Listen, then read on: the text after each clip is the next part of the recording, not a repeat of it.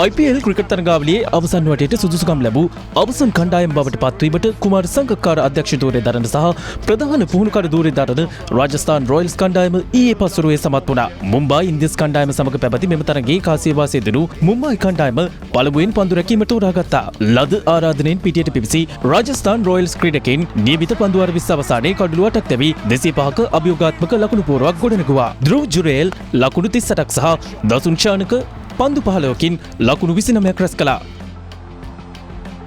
තරගයේ අවසන් මොහොතේදී පන්දු 15කින් ලකුණු 32ක් ජොෆ්රා ආචර් රැස් කළ අතර රවීන්ද්‍ර ජඩේජා නොදවී ලකුණු 19ක් ලබා ගත්තා. පන්දු යැවීමේදී දීපක් චහර් සහ ශාදුර් ටාකූර් කඩළු 2 බැකින් ලබා ගත්තා.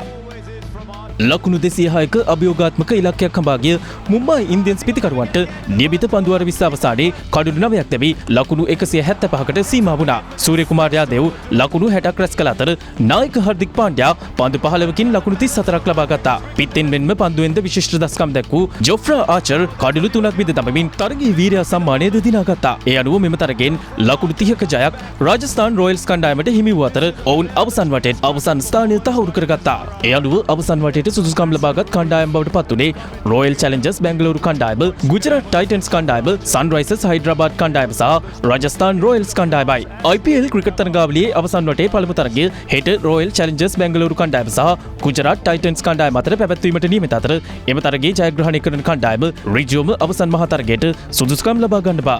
අවසන් වටේ ක්‍රමවේදයට අනුව පරාජයට පත්වන කණ්ඩායමට අවසන් මහා තරගයට පිවිසීමට තවත් අවස්ථාවක් පවතින බා. අඩතුරුව අවසන් වටේ දෙවන තරගය අනිද්දා රාජස්ථාන් රොයල්ස් කණ්ඩායම සහ සන්රයිසර්ස් හයිඩ්‍රාබාද් කණ්ඩායම අතර පැවැත්වීමට නියමිතයි. ඉන් ජයග්‍රහණය කරන කණ්ඩායම අවසන් වටේ පළමු තරගයෙන් පරාජයට පත් වූ කණ්ඩායම සමගින් ලබන සිකුරාදා තරග වැදීමට නියමිතයි.